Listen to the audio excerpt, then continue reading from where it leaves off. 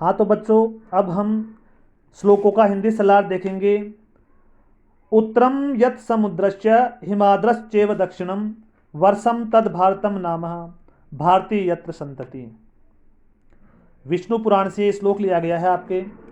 और सर्वप्रथम हम अन्वय देखेंगे। अन्वय का अर्थ होता है कि श्लोक को इस प्रकार से व्यवस्थित करना कि उसका हिंदी अर्थ हम सही प्रकार से निकाल सके। तो देखो, सर्वप्रथम यत समुद्रस्य उत्तरम हिमाद्रे च एव दक्षिणम यत्र भारती संतति तत् भारतवर्षम नाम।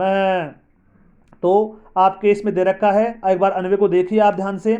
यत समुद्रस्य उत्तरम हिमाद्रे च एव दक्षिणम यत्र भारती संतति तत् भारतवर्षम नामः।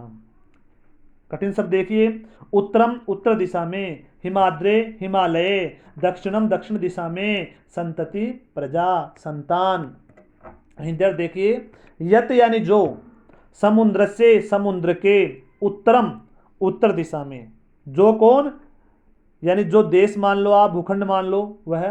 हिमाद्रे च एव दक्षिणम, च और हिमाद्रे हिमालय के, एव दक्षिणम दक्षिण दिशा में स्थित है, यत्र भारती और जहाँ की जो संतति संताने भारती भारतीय नाम से जानी जाती है, तत् भारतवर्षम नाम है, वह भारत देश है। अर्थात जो समुद्र के उत्तर दिशा में और हिमालय के दक्षिण दिशा में स्थित है और जहाँ की जो संतानें हैं, जहाँ की जो प्रजा है वो भारतीय नाम से जानी जाती है, वह देश कौन सा है? वह देश भारत देश है।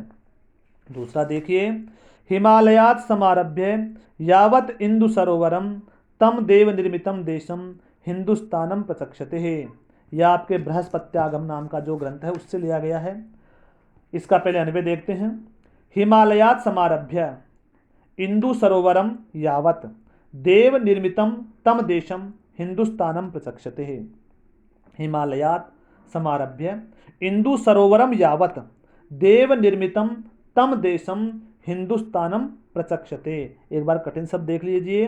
प्रारभ्य यानी प्रारंभ होकर, इंदु सरोवरम हिंद महासागर, यावत तक, देव निर्मितम देवताओं के द्वारा निर्मित, प्रचक्षते यानी कहलाता है।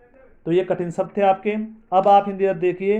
हिमालयात समारभ्य, हिमालयात यह आपके पंचमी विभक्ति का एक वचन है। तो हिमालय से प्रारंभ होकर, समारभ्य प्रारंभ होकर, इंदु सरोवरम हिंद महासागर यावत तक जो स्थित है, जो विद्यमान है, देव निर्मितम देवताओं के द्वारा निर्मित, तम देशम उस देश को, हिंदुस्तानम प्रचक्षते हिंदुस्तान कहते हैं। अर्थात उस देश को क्या कहते हैं? हिंदुस्तान कहते हैं। एक बार पुनश्च इसका इंद्रसलार देखिए। हिमालयात समारभ्य हिमालय से प्रारंभ होकर, इंदु सरोवरम यावत हिंद महासागर तक जो स्थित है, जो भूखंड स्थित है, जो देश स्थित है, देव निर्मितम तम देशम देवताओं के द्वारा रचित, निर्मित का मतलब क्या हो गया? निर्माण किया गया या रचना की गई जिसकी, तम देशम वह देश, हिंदुस्तानम प्रचक्षते हिंदुस्तान कहलाता है। अर्थात वो देश क्या कहलाता है? हिंदुस्तान कहलाता है। अब आप तीसरा श्लोक देखिए एक बार। गायन्ति देवा किल गीतकानि धन्यास्तु ते भारत भूमि भागे स्वर्गाप वर्गास पदमार्ग भूते भवन्ति भूय पुरुषा सुरत्वात्। यह आपके विष्णु पुराण से लिया गया है। और इस श्लोक के अंदर भी आप एक बार इसका पहले अन्वय देख लीजिए। देवा किल गीतकानि गायन्ति धन्या तूते पुरुषा संति स्वर्गाप वर्गास पदमार्ग भूते भारत भूमि भागे सुरत्वात् भूय भवन्ति।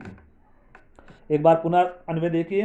देवा किल गीतकानि गायन्ति धन्या तु ते पुरुषः सन्ति स्वर्गाप वर्गास पदमार्ग भूते भारत भूमि भागे सुरत्वात् भूय भवन्ति।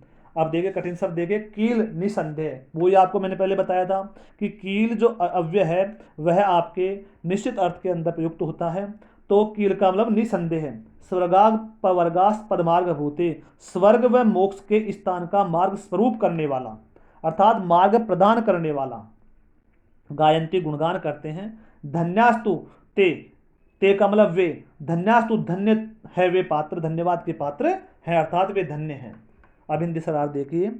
देवा किल गीतकानि गायंती, देवा यानी देवताओं के द्वारा, किल यानी निश्चित रूप से, निसंदेह, गीतकानि यानी गुणों का, गायंती यानी गायन करते हैं, अर्थात देवता भी निश्चित रूप से जिसके गुणों का गुणगान करते हैं, जिसके गीत गाते हैं। धन्या तू ते पुरुषा संति, धन्या धन्य तू ते तो वे पुरुष हैं, पुरुषा यानी मनुष्य हैं, संति होते हैं, स्वर्गाप वर्गास मतमार्ग भूते, जो स्वर्ग और मोक्ष का मार्ग प्रशस्त करने वाले, मार्ग प्रदान करने वाले, मार्ग स्वरूप देने वाले, भारत भूमि के भाग में, भारत भूमि भागे, भारत भूमि के भाग में, सुरत्वात देवत्व यानी देवता भी, भूय भवंती, भूय यानी बार बार, भवंती यानी आते हैं, होते हैं या रहते हैं, अर्थात क्योंकि ऐसा माना जाता है कि भारत देवताओं की भूमि है और अनेक प्रकार के, हर प्रकार के जो देव हैं वो यहाँ पे अवतार लिए हैं, इसलिए ये जो भूमि है उसके ऊपर देवता भी बार बार अपना अवतार ग्रहण करते हैं कि वे जानते हैं कि यहाँ पर आने के बाद में ये पुण्य भूमि है, इसलिए यहाँ के जो निवासी है, यहाँ पे जो रहने वाले लोग हैं वे धन्य हैं, क्योंकि स्वर्ग और मोक्ष को प्रदान करने वाली जो भूमि भारत भूमि है वहाँ पर देवताओं के द्वारा भी बार बार अवतार ग्रहण किया गया है। पुनः एक बार देख लिए, देवा किल गीतकानि गायंती, देवता भी निश्चित रूप से जिसके गीतों का गान करते हैं। धन्या तु ते पुरुषा संति, धन्य तो वे पुरुष हैं, ते यानी वे, पुरुषा संति वे पुरुष होते हैं, जो स्वर्गाप वर्गास पदमार्ग भूते, स्वर्ग और मोक्ष का मार्ग स्वरूप यानी मार्ग का जो स्वरूप है, रूप है, वह है भारत भूमि, भारत भूमि, भारत भूमि में सुरत्वात देवत्व के भूय भवंती, कारण बार बार